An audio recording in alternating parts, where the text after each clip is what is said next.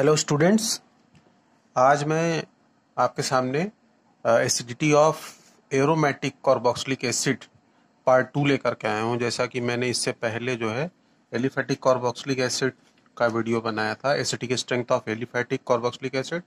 आज मैं acidic strength of aromatic carboxylic acid का पार्ट 2 वीडियो लेकर के आया हूँ। ये क्लास 11th-12th और जेई मेंस नीट के बच्चों के लिए बनाया गया है वीडियो। तो चलिए स्टार्ट करते हैं acidic strength of aromatic carboxylic acid. तो सबसे पहले स्टार्ट करते हैं effect of substituents on acidic strength. कोई सब्स्टिट्यूएंट ग्रुप अगर जब बेंजीन रिंग पर लगे, जैसे हमने यहाँ एक जी सब्स्टिट्यूएंट्स ग्रुप लिया हुआ है, और जब वो लगता है तो जैसा कि पिछले वीडियो में क्लियर किया गया था कि जो कार्बोक्सिलेट आयन होता है ये रेजोनेंस स्टेबलाइज्ड होता है, और जब ये कोई जी सब्स्टिट्यूएंट ग्रुप बेंजीन रिंग पर लगता है तो या तो वो प्लस आई और माइनस आई ग्रुप होता है, या फिर वो रेजोनेंस इफेक्ट शो करता है। तो हम इसको इस तरह से समझेंगे, दो पार्ट में बांटा है। मान लें अगर जी माइनस आई है तो क्या करेगा, और अगर जी प्लस आई है तो क्या करेगा। तो पहले देखें, जैसे जी हमने माइनस आई लिया तो minus I group increase the acidity, arrow ऊपर किया है तो एसिडिटी क्या करता है, इंक्रीज करता है। क्यों? क्योंकि कार्बोक्सिलेट आयन की स्टेबिलिटी को इंक्रीज कर देता है। जैसे एग्जाम्पल ने NO2 CN COH Cl, ये मैंने ऑर्डर लगा रखा है। अब प्लस आई ग्रुप क्या करता है, कार्बोक्सिलेट आयन की एसिडिटी को घटा देता है। डाउनवर्ड एरो का मतलब घटा देगा, डाउनवर्ड एरो मैंने जो लगाया है वो घटाने के लिए है। जैसे CH3 हो गया, OCH3 हो गया, NH2 हो गया, OH हो गया, ये सब क्या है, प्लस आई ग्रुप है जो कार्बोक्सिलेट आयन की एसिडिटी क्या करते हैं, घटा देते हैं। तो एक चीज तो ये हो गई। दूसरी, रिंग जो होती है, रिंग पर जैसा सबको पता 6 कार्बन होते हैं, 1 2 3 4 5 एंड 6 कार्बन होते हैं। तो जब रेजोनेंस होता है रिंग पर तो 1-2 पोजीशन जो होती है, हमें पता है 1-2 पोजीशन जो होती है वो आर्थो होती है, और 1-3 पोजीशन मेटा होती है, और 1-4 पोजीशन जो होती है वो पैरा होती है। ठीक है। तो अगर कोई सब्स्टिट्यूएंट्स यहाँ लगता है, ठीक है, तो एसिटिक करेक्टर जो होता है किसी भी एरोमेटिक एसिड का बेसिकली 2 फैक्टर पर डिपेंड करता है। Factor number A inductive effect, और factor number B resonance effect.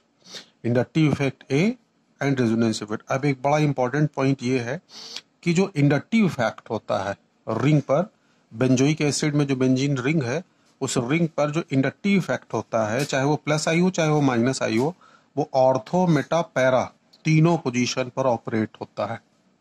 मगर जो रेजोनेंस इफेक्ट होता है वो सिर्फ और सिर्फ ऑर्थो और पैरा पोजीशन पर ही ऑपरेट होता है, मेटा पोजीशन पर ऑपरेट नहीं होता। सबसे महत्वपूर्ण बात यही ध्यान में रखने की है कि inductive effect ortho Meta para तीनों पर लगता है, जबकि रेजोनेंस इफेक्ट ऑर्थो और पैरा पे ही लगता है। अब देखिए, उसके लिए मैं तुरंत एक एग्जाम्पल करके आपको दिखा रहा हूं। ये केस है प्लस आई और माइनस आई दोनों का और रेजोनेंस इफेक्ट का। तो देखिए, हमने nitrobenzoic acid, chlorobenzoic acid, benzoic acid, paramethyl benzoic acid लिया हुआ है, और पैरामिथॉक्सी बेंजोइक एसिड यहाँ लिया हुआ है, और पैराहाइड्रोक्सी बेंजोइक एसिड, सबका ऑर्डर लगाया है। तो पैरा नाइट्रोबेंजोइक एसिड सबसे ज़्यादा एसिडिक होगा। क्यों? क्योंकि इसमें माइनस आई ग्रुप स्ट्रांग है, और यहाँ माइनस आर भी लगेगा। यानी जितने भी मतलब इलेक्ट्रोनेगेटिव एलिमेंट होंगे और जो पाई बॉन्डेड सिस्टम होंगे वो माइनस आई भी रखते हैं और माइनस आर भी रखेंगे। तो माइनस आई और माइनस आर ज़्यादा स्ट्रांग होने की वजह से पैरा नाइट्रोबेंजोइक एसिड ज़्यादा स्ट्रांग होगा। उसके बाद पैरा क्लोरोबेंजोइक एसिड होगा, फिर बेंजोइक एसिड आ जाएगा। पैरामिथाइल बेंजोइक एसिड इससे कम होगा क्योंकि वो प्लस आई रखता है, प्लस आई भी रखेगा, पैरा पोजीशन पर प्लस आर भी रखेगा। यानी इंडक्टिव इफेक्ट भी होगा, रेजोनेंस इफेक्ट भी यहाँ होगा। और यहाँ देखें, ये मिथॉक्सी ग्रुप है। मिथॉक्सी ग्रुप जो होता है उसमें मिथॉक्सी ग्रुप का माइनस आई वीकर होता है, मगर प्लस आर क्या होता है, उसका स्ट्रांग होगा। मतलब रेजोनेंस के थ्रू इलेक्ट्रॉन पंप करेगा रिंग की तरफ, जो कि कार्बोक्सिलेट आयन की स्टेबिलिटी क्या घटा देता है। और इसका जो है वो माइनस आई जो है कमजोर होगा, इसका प्लस आर स्ट्रांग और होता है। इसकी वजह से इसकी एसिडिक स्ट्रेंथ क्या होती है, सबसे कम होगी। पैराहाइड्रोक्सी बेंजोइक, इसका माइनस आई कमजोर होता है, प्लस आर ज्यादा स्ट्रांग होता है। इस वजह से इसकी एसिडिक स्ट्रेंथ जो है वो सबसे लो आएगी। ठीक है। तो ये एक ऑर्डर मैंने एक्सप्लेन किया। अब एक बड़ा इंपॉर्टेंट चीज यहाँ मैं समझा रहा हूँ, ऑर्थो इफेक्ट क्या होता है और मतलब उसके मतलब प्रभाव क्या होते हैं एसिटिक स्ट्रेंथ पर।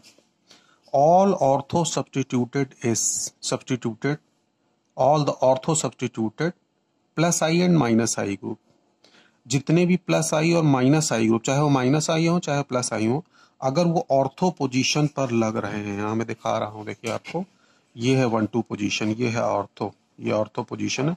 अगर माइनस आई और प्लस आई ग्रुप, कोई भी ग्रुप लगे, चाहे वो आर माइनस आर चाहे प्लस आर ही क्यों ना हो, सारे ऑर्थो सब्स्टिट्यूटेड एसिड, चाहे वो माइनस आई हो चाहे वो प्लस आई हो, चाहे वो माइनस आर हो चाहे प्लस आर हो, हमेशा मेटा और पैरा से ज्यादा एसिडिक होंगे। All ortho substituted either it is minus I और plus I group of aromatic acid are strong acid than meta and para, यानी कि मेटा और पैरा ऑर्थो सब्स्टिट्यूटेड जो एसिड होंगे मेटा पैरा सब्स्टिट्यूटेड एसिड से हमेशा ज्यादा ही स्ट्रांग होंगे। रीजन, पहला रीजन कि एक तो ऑर्थो सब्स्टिट्यूटेड एसिड में चाहे वो क्लोरो हो चाहे नाइट्रो हो, जनरली या तो इंटरमॉलिक्यूलर हाइड्रोजन बॉन्ड बना लेते हैं, और या दूसरा फैक्टर स्टीरिक फैक्टर होता है, मतलब स्टीरिक रिपल्सन हो जाने की वजह से जो एसिटिक स्ट्रेंथ है वो इंक्रीज करती है। तो दो ही फैक्टर ऑर्थो इफेक्ट में आता है, इंटरमॉलिक्यूलर हाइड्रोजन बॉन्डिंग या स्टीरिक फैक्टर होने की वजह से ऑर्थो एसिड चाहे कोई भी ग्रुप लगा हो उसकी एसिटिक स्ट्रेंथ हमेशा ज्यादा ही होगी मेटा और पैरा से, किसी भी केस में। ये काफी इंपॉर्टेंट है, ये ध्यान रखिए। अब जैसे एग्जांपल देखिए, अब मैंने एग्जांपल लिया ऑर्थो नाइट्रोबेंजोइक एसिड, तो ऑर्थो पोजीशन पर ज्यादा होगा ही होगा। फिर हमने यहाँ लिया पैरा नाइट्रोबेंजोइक एसिड, तो पैरा नाइट्रोबेंजोइक एसिड माइनस आई है, स्ट्रांग होगा, और माइनस आर भी होगा, रेजोनेंस के थ्रू इलेक्ट्रॉन को खींचेगा, तो इस नाइट्रोबेंजोइक एसिड की एसिटिक स्ट्रेंथ ज्यादा होगी। यहाँ देखें मेटा पोजीशन पर ये सिर्फ माइनस आई ही करेगा, माइनस आर नहीं करेगा, इसलिए माइनस आई की वजह से इसकी एसिटिक स्ट्रेंथ क्या होगी, कम होगी। और सबसे लास्ट में कौन आएगा, बेंजोइक एसिड आएगा। तो ऑर्थो सबसे ज्यादा हो गया, देन पैरा हो गया, और बेटा पे सिर्फ माइनस आई ही होगा क्योंकि यहाँ पास इसका जो है वो माइनस आर नहीं होता, और लास्ट में बेंजोइक एसिड हो गया। ठीक है, अब बात स्पेशल केस स्टडी करते हैं, case study of OH and OCH3, मतलब case study of hydroxy substituent and methoxy substituent. अगर हाइड्रोक्सी और मिथॉक्सी सब्स्टिट्यूएंट्स लगे हों, ये काफी इंपॉर्टेंट है। अगर बेंजोइक एसिड में कहीं भी OH ग्रुप लगा हो, OCH3 ग्रुप लगा हो, तो वो स्पेशल केस होता है। कैसे? Both this group decrease the electron density from all position, सारे पोजीशन से, ऑर्थो मेटा पैरा तीनों पोजीशन से ये इलेक्ट्रॉन डेंसिटी घटाते हैं, यानी कि इलेक्ट्रॉन डेंसिटी डिक्रीज कर देते हैं। क्यों? क्योंकि इनके अंदर माइनस आई पावर होती है। But they increase electron density, next page पर है video, but they increase the electron density at ortho and para position, यानी कि माइनस आई के वजह से ये ऑर्थो मेटा पैरा तीनों से इलेक्ट्रॉन डेंसिटी घटाते हैं, बट रेजोनेंस इफेक्ट से, due to resonance effect they increase the electron density only at ortho and para position. ठीक है, तो ortho and para hydroxy benzoic acid is always weaker than benzoic acid. Ortho और para hydroxy benzoic acid से हमेशा क्या होंगे, weaker ही होंगे। ऐसा इसलिए क्योंकि इलेक्ट्रॉन डेंसिटी ये ऑर्थो और पैरा पर बढ़ाते हैं और घटाते कहाँ हैं, तीनों से। तो हमें पता है पहले से ही कि रेजोनेंस इफेक्ट डोमिनेटिंग होता है इंडक्टिव इफेक्ट की तुलना में, तो रेजोनेंट इफेक्ट डोमिनेंट होगा, तो हमेशा ortho para hydroxy benzoic acid weaker होगा, किससे, बेंजोइक एसिड की तुलना में। ये याद रखने वाली चीज है, स्पेशल केस है। तो ऑर्डर देखिए, ऑर्थो जैसा मैंने पहले बताया था कि बिल्कुल ज्यादा ही ज्यादा रहेगा, तो ऑर्थो हाइड्रोक्सी बेंजोइक एसिड, फिर मेटा हो जाएगा। मेटा इसलिए होगा क्योंकि ऑर्थो और पैरा पर रेजोनेंस इफेक्ट करते हैं, तो रेजोनेंस इफेक्ट हो जाने से, प्लस आर इफेक्ट हो जाने की वजह से कार्बोक्सिलेट आयन की स्टेबिलिटी क्या होगी, घटेगी। इसलिए मेटा हाइड्रोक्सी बेंजोइक एसिड की एसिटिक स्ट्रेंथ ज्यादा होगी, और फिर आएगा बेंजोइक एसिड, और सबसे लास्ट में कौन आएगा, ऑर्थो हाइड्रोक्सी बेंजोइक एसिड। क्यों आएगा? क्योंकि ऑर्थो हाइड्रोक्सी बेंजोइक एसिड का प्लस आर क्या होता है, ज्यादा स्ट्रांग होगा।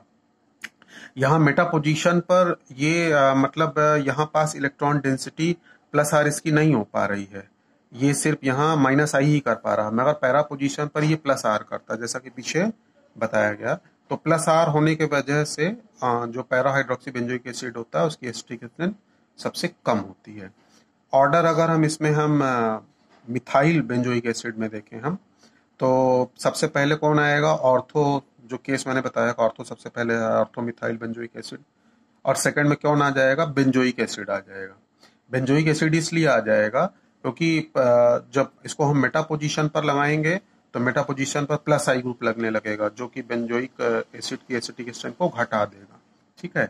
और पैरा जो मिथाइल बेंजोइक एसिड होगा वहां प्लस आई भी लगेगा, प्लस आर भी लगेगा, यानी मेटा पोजीशन पर सिर्फ प्लस आई लगता है और प्लस आर नहीं लगेगा। जबकि पैरा पोजीशन पर प्लस आई भी लगता है, प्लस आर भी लगेगा, दोनों कार्बोक्सिलेट आयन की स्टेबिलिटी को घटा देगा। तो ये केस मिथाइल बेंजोइक एसिड का हो गया। अब सारे केसेस में कुछ केसेस करके दिखा रहा हूं।